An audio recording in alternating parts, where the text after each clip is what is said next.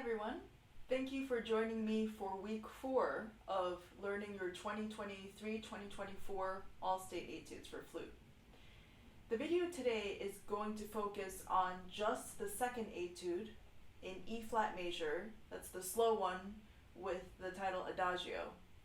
And the reason I chose to focus on this today is because there are a lot of grace notes and trills that we haven't gone over in the previous 3 videos. If you're just starting out, you can watch the first 3 videos of this series to get a good overview of all 3 of the etudes. I've broken the videos down into 3 separate parts for each etude. Each week focuses on the beginning, the middle, or the end of the etudes. But since we've covered all of E-flat major at this point, I thought it'd be a good time to go over the grace notes and the trills for this etude. For the purposes of this video, I'm going to go a little faster than I did in the previous 3 videos. So for today, I'm going at 8th note equals 70. It's slightly faster, but not significantly.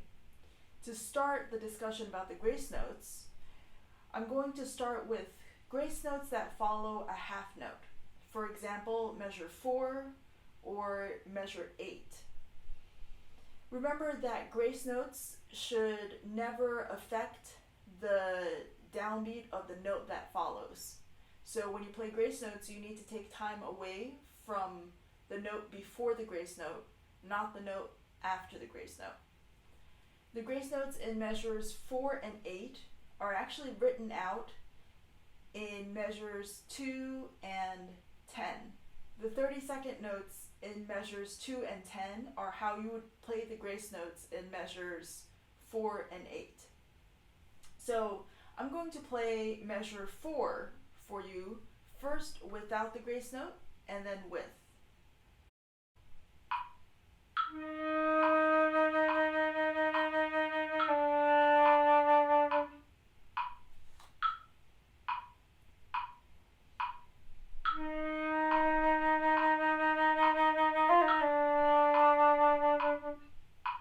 You'll notice that when I put the grace notes in, because I'm not taking any time away from the D on big beat 3, that I need to play the first note of measure 4, the E flat, as a double dotted quarter note, just like you have in measure 2. So that's going to be 3.5 beats on the E flat and half a beat, which is a 16th note here since we're in 8th notes, for the 2 grace notes. Listen again, I'm going to play this time measure 8, first time without the grace notes and then second time with.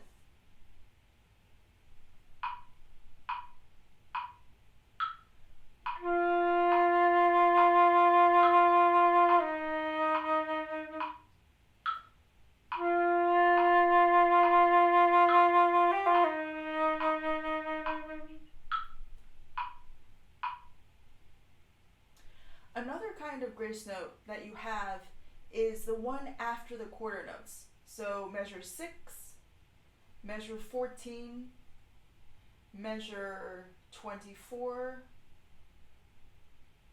and measure 32. What's going to happen with these grace notes is that they're going to take up, again, half of an 8th note. So, for example, the one in measure 6, you're going to play the G as a dotted 8th note, 1.5 8th notes, and then the grace notes takes up the other half of the 8th note. So it makes up 2 full beats, but the G needs to be shorter to accommodate the grace notes. So I'm going to play the first 2 beats of measure 6 first without and then with the grace notes.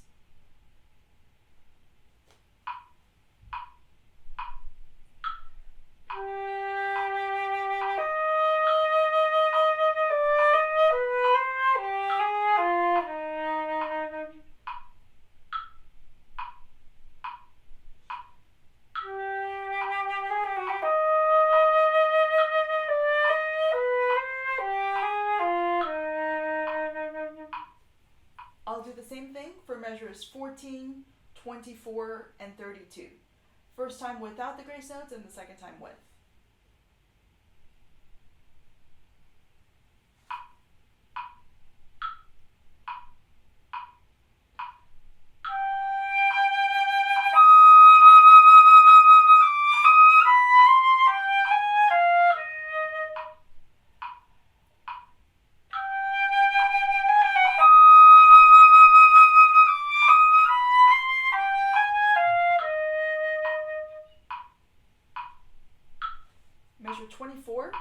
starting on big beat 3 on the B flat.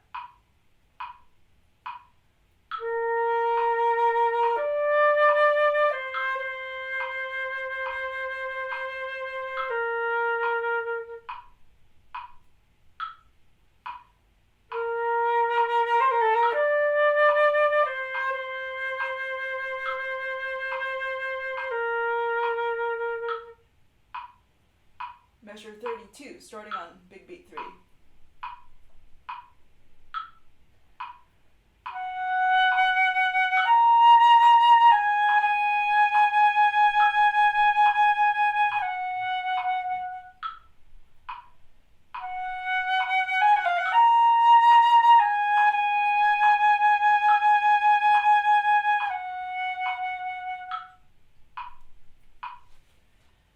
Another kind of grace note you have in this is the one that follows the dotted eighth note, as in measures 19 and 20. In these grace notes, following the same pattern as we had for grace notes that follow a quarter note, you're going to take half a beat. Remember, we're in eighth notes, so half a beat is a 16th note, away from the note before the grace notes, and use that half beat for the grace notes. So I'm going to play for you measure 19, just beat 4 into measure 20, and then measure 21, beat 4 into 22. First without the grace notes, and second time with.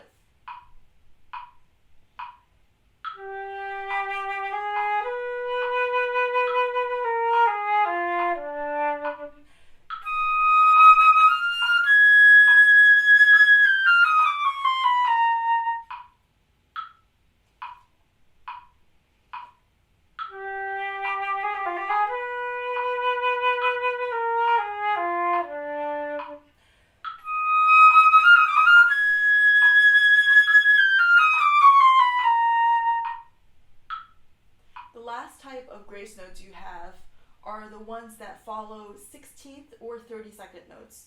For example, in measures 24, those are following 32nd notes, or measure 32, which follows 16th notes. For these kinds of grace notes, you're going to take away half the value of the note before the grace note and use that for the grace note. For example, in measure 24, that first note is a 32nd note.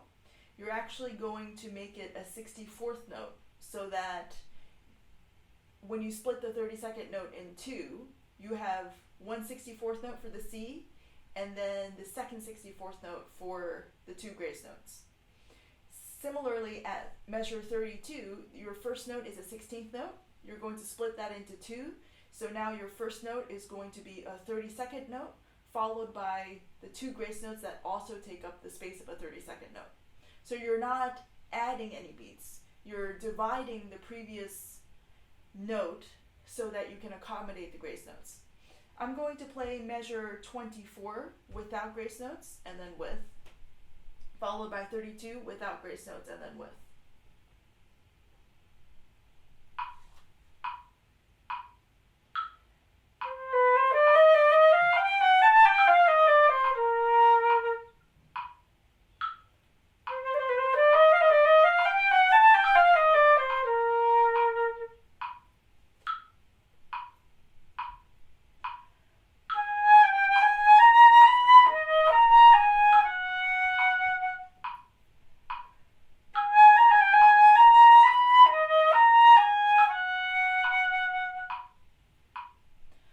Hopefully that clarifies some questions you might have about grace notes in this music. Remember that grace notes are ornaments, so they should enhance what you're doing instead of take away from what you're doing. Make sure you keep using your air through grace notes and that you have musical phrasing and momentum through them. Let's talk about the trills. So we just have a few trills starting in measure 23. These are going to be short trills because they're on 16th notes, so you don't have a lot of time. If you just trill once or maybe twice, that's enough. I'm going to play measure 23 without the trills and then with the trills.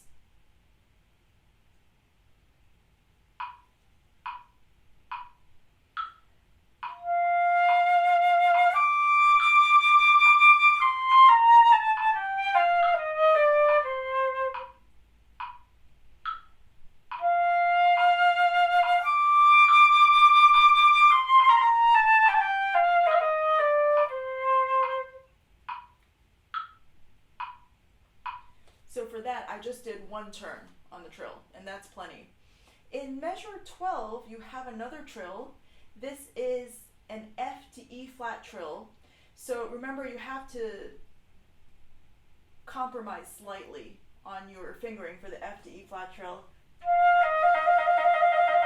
For the E flat, you're going to keep your first finger down and then trill just the middle and ring fingers. However, this trill starts with the C grace note, so you're going to play that C first.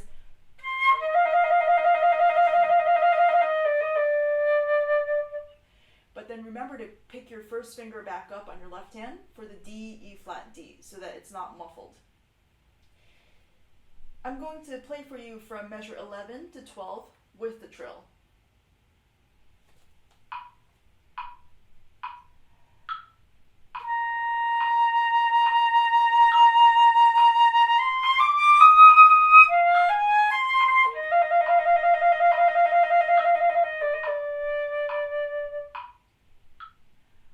Let's talk about the rhythm, especially in measures 7, 15, and 16. These are the measures that I get the most questions about. If you're having trouble with the rhythm, be sure to write in your subdivisions so you know exactly where each eighth note is happening in the measure. For example, in measure 7, you have 2 eighth notes on that first E flat. The third eighth note of the measure comes on the first 16th note E flat. That's the second E flat you have in the measure. The next eighth note comes on the B flat, the first note of the triplet. Next eighth note is on the high B flat, and that B flat has 1.5 eighth notes. So eighth note number 6 happens halfway through that B flat. Eighth note number 7 is on the F, the 32nd note. And then eighth note number 8 is on the low F, which is the 5th 32nd note. I'll try to put up some images. It might be easier if you can see the subdivision, but you need to make sure you have 8 eighth notes in a measure. A really good way to practice if you are having trouble with rhythm is to take out your ties. So I'm going to play measure 7 for you without the ties. There's only one on the E flat, but I'm going to take it out so that you hear where the second E flat on the third eighth note happens.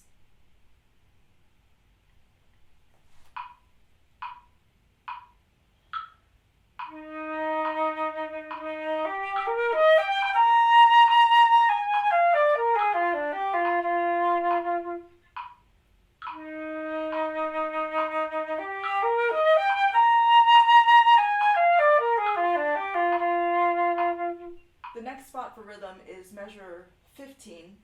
We went over this in week 2 of learning this etude, but it bears repeating.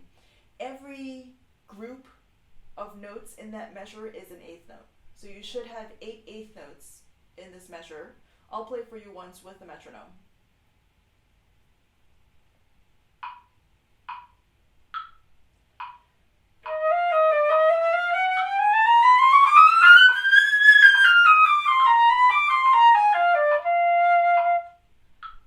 Another spot that's difficult is measure 16. So you have 2 eighth notes on that first quarter note F. Eighth note number 3 is on the next F, which is the 16th note. Eighth note number 4 is on the E natural. And those 6 notes that follow the first E natural are all in one beat. Eighth note number 5 and 6 are on the E flat quarter note. And then 7 and 8 are on the G dotted eighth note that follows the repeat sign. So that adds up to 8 eighth notes in that measure.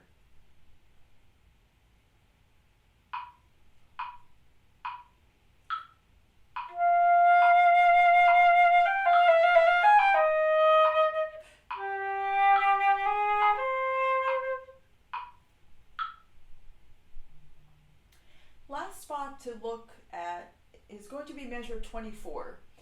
This is not as difficult as the other measures in terms of rhythm, but make sure that your grace notes don't throw you off. So I'm going to play for you from the beginning of measure 24, first time without grace notes, and then second time with. If you're counting your eighth notes, Every group of 30-second notes is an eighth note. So you have first eighth note on the C, next eighth note on the E flat, that starts the second group of 30 seconds, next eighth note on the G, fourth eighth note on the F, natural, 2 eighth notes on the B flat quarter note, that's 5 and 6, and then 7 and 8 are on the D dotted eighth note. So first time without the grace notes and second time with.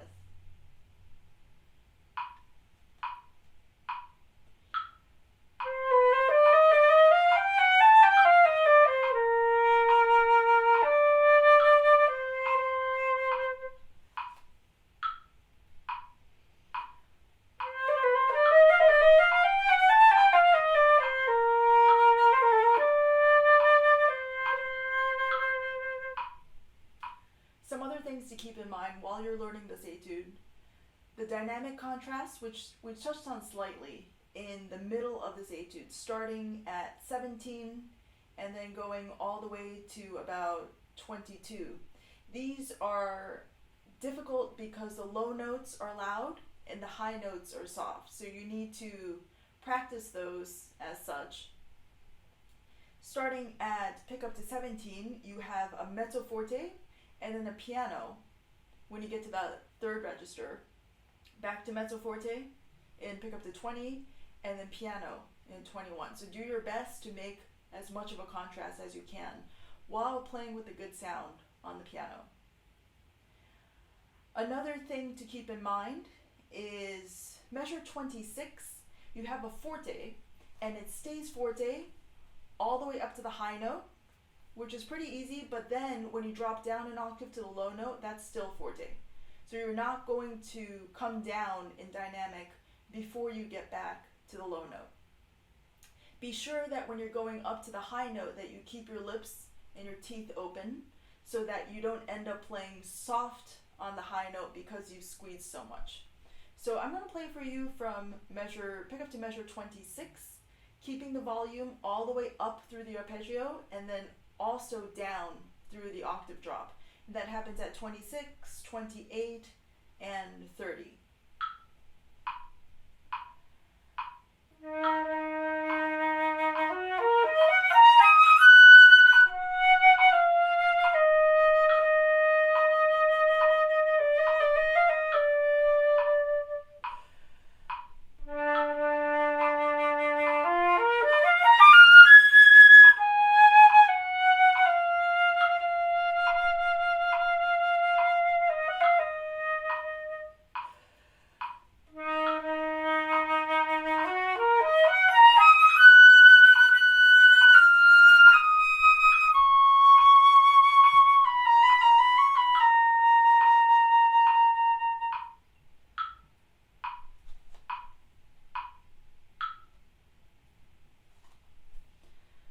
The breathing is a little difficult at this tempo. We're at about half tempo, a little bit slower than half tempo. At eighth note equals 70, that would be quarter note equals 35. So we're a little slow, but it's not going to get much faster. For now, do your best on the breathing. Make sure you're breathing after long notes if you can, not breathing on the bar lines, and taking a really good breath when you're able to on the rests. Thank you for joining me today, and we'll see you next week for week 5 of learning your etudes, where I'll focus on etude number 1 in G major.